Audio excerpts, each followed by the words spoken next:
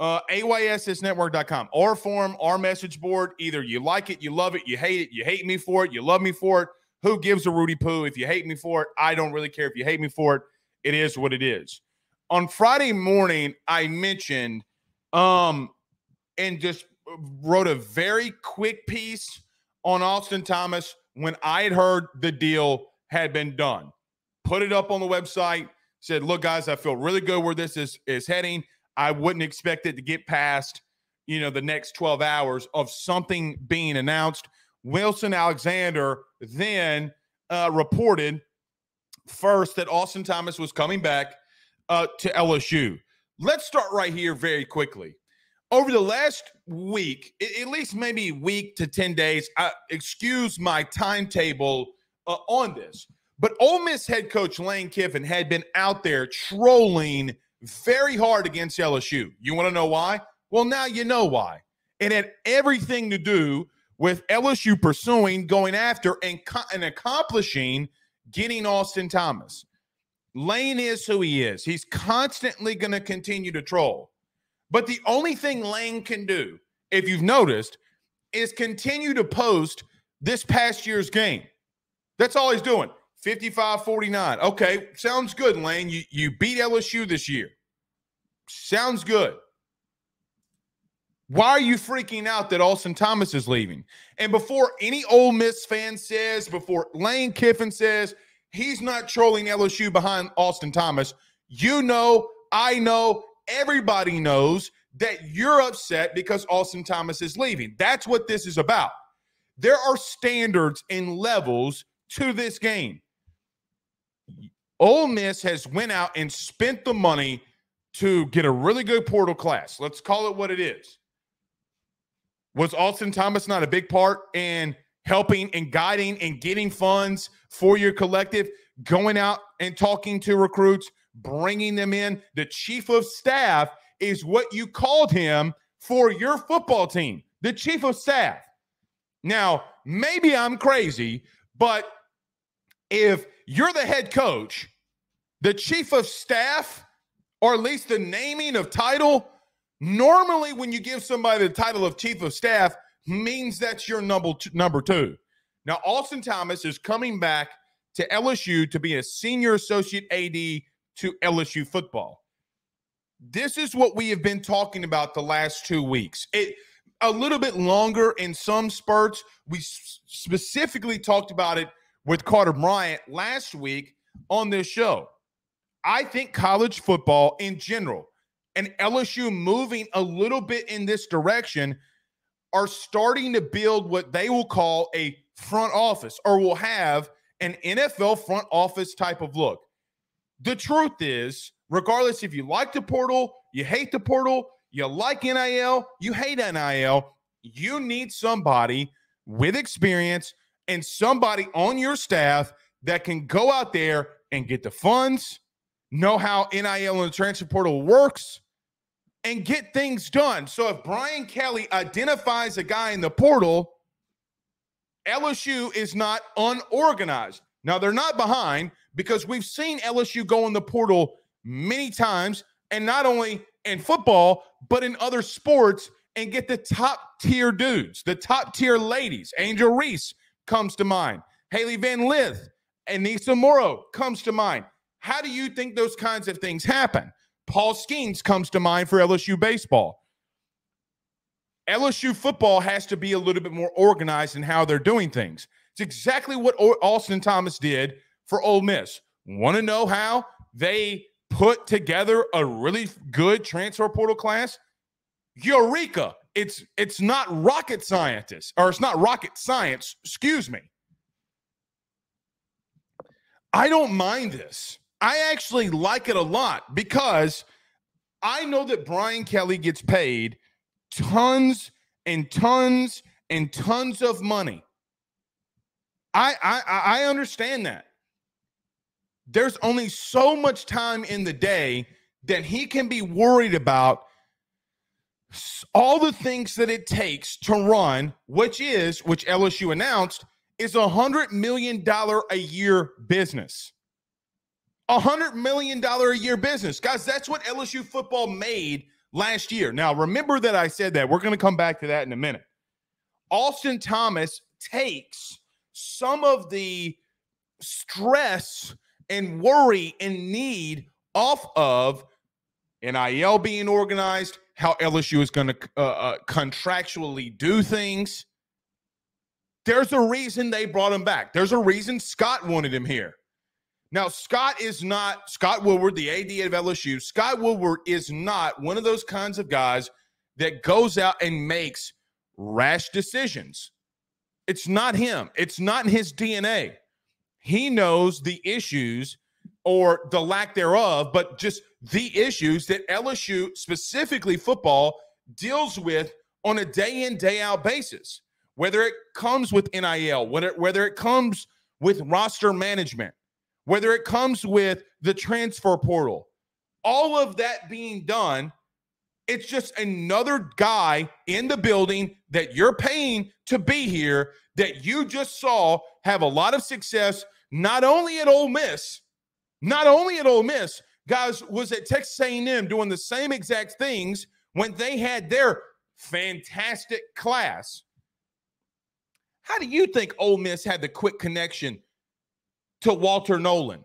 Oh, that's right, because Austin Thomas was on the Texas A&M staff. Now, you can have your thoughts and opinions on Austin Thomas as a person or individual.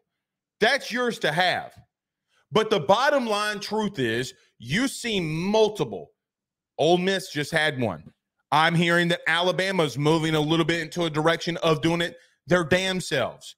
So many teams around college athletics are building front office types of personnels because they have to. Now, I'll get to the question in the chat in just a minute from Blanche. Was that a net $100 million? Let me tell you something about sports and LSU athletics in general. When they release something, it's because they had CPAs, all right, reduce all of their expenses. Oh, well, we made $100 million, but the entire athletic department spent $60 million of that 100. Interesting that you say that, because I know and you know and everybody else knows that you might have made that last year, but you know that you had CPAs deduct things from your net earnings. You know that and I know that. Let's not act like LSU is not closer to the $100 million than everybody believes that they are. That's what LSU football brought in. The issues that I have and have always stated that I had with NIL is that you're asking 9 to 5 people that might make 6 figures a year, but you're asking 9 to 5 people on a given day to donate when LSU's bringing in $100 million a year.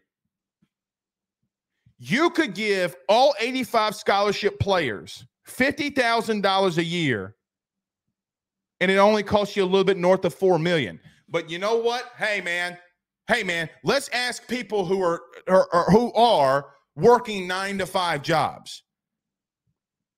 All of that being said, though, LSU hiring Austin Thomas, regardless of how you think of him or look at what direction or, man, he's back again. How many times is he going to come here? They have to hire someone in his type of role who knows how the sausage is made, knows what has to be done to make sure that LSU is more organized in NIL. Now, here's the truth, because what you'll hear me say is, oh, LSU is behind. LSU is not behind. They're unorganized. It's a massive difference. Austin comes in and changes that in a blink of an eye. He finds out what the issues are going on, and he changes them. Because Ole Miss, A&M, a lot of places have been able to have success in other avenues in today's world of college football. At some point, you had to move in this direction. LSU being a little bit more innovative in it. And I got to admit, they did this years ago, and people laughed at them. People were laughing at the move of Austin Thomas. Okay, I understand why you laughed at it in the immediate, but now look at you. Look at Nebraska. Look at even schools and universities like Memphis. Hell, look at Ole Miss. And truth be told, look at the portal class that they just put together. You might not think that all of this is tied together. It 1,000% is all tied together. You had to bring him in. You had to go in this direction. Now, just going to say this.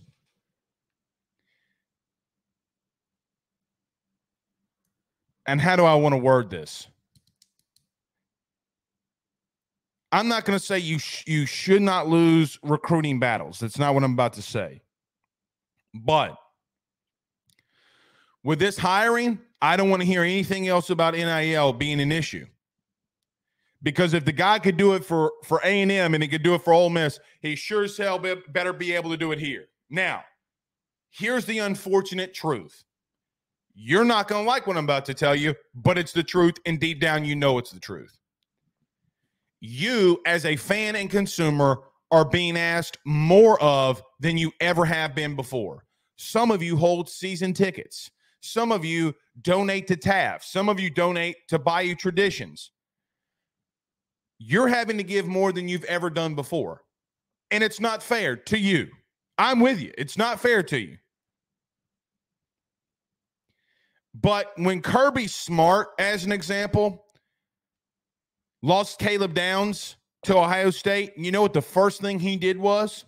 He tweeted out a link to Georgia's Collective. That is the guy who some believe now, from a coaching perspective, is the face of college football. The number one protege to Nick Saban. Can he duplicate what his mentor has done? Can he do that at the University of Georgia? Well, he's won 2 of the last 3 national titles. He's on a path to probably doing something like that. They're recruiting at an unreal rate. But when Caleb Downs, the freshman phenom from Alabama, chooses from Georgia, from the state of Georgia, I might add, chooses to go to Ohio State over Georgia. By the way, his DB coach is the new co-defensive coordinator at Georgia, and then your head coach is retweeting or tweeting out a link to Georgia's Collective. He's asking you, or him, meaning Georgia fans, to donate to their collective. It's what Ohio State's doing. It's what their fans are doing. Unfortunately, I hate it for you as a fan and consumer. You don't have to give anything. You don't. It's not your responsibility to do that. It's the world that we live in. If it's going to be prohibited for schools to pay college athletes, and I got to be honest with you, I'm so tired of hearing about, will they go to get an education? Okay, that is fair. That is fair. The school offers them that to get them here. It's taking them more to keep them here. That's the way the world works. Just because you hate it doesn't fix the problem. NIL in the portal, I don't mind. I am an advocate for players being paid 100%. But what I'm not an advocate of, what I'm not going to ever be an advocate of, is how the schools, LSU reportedly made $100 million. Oh, well, they spent $60 million, on all the sporting and everything else. Okay, so that's coaches' salaries, that's buyouts, that's everything else. What are you doing with the $40 million? Because again, like I just mentioned, if you're spending 60 of that $100 million on a God-given year to run LSU athletics, you have Brian Kelly donating $1 million back so that something can be, a performance center can be built at Football Ops. If you gave every scholarship player on that team $50,000, It's just north of $4 million. Gonna be little real with you. You can talk about Title IX and how is it fair. What's fair is the guys that are playing football are bringing in the cash. But our society, for whatever reason, wants to dictate that people like you and I have to donate. Again, I do and will and have and will continue. But I just don't think that it's realistically fair for that to happen. But I will tell you, bringing in a guy like, getting back to the main point, bringing a guy in like Austin Thomas can help you reorganize things that LSU needs to do from a football perspective in NIL. Look, teams that get really good players from out of the transfer portal, and by the way, recruit really well in high school, historically, those are teams are going to be in the playoffs the most.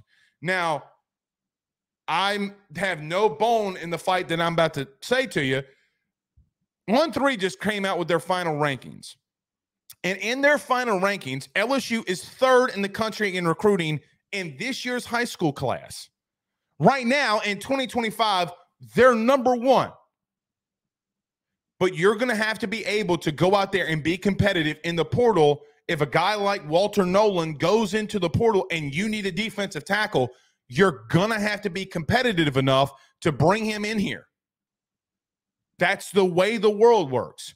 Austin Thomas's hiring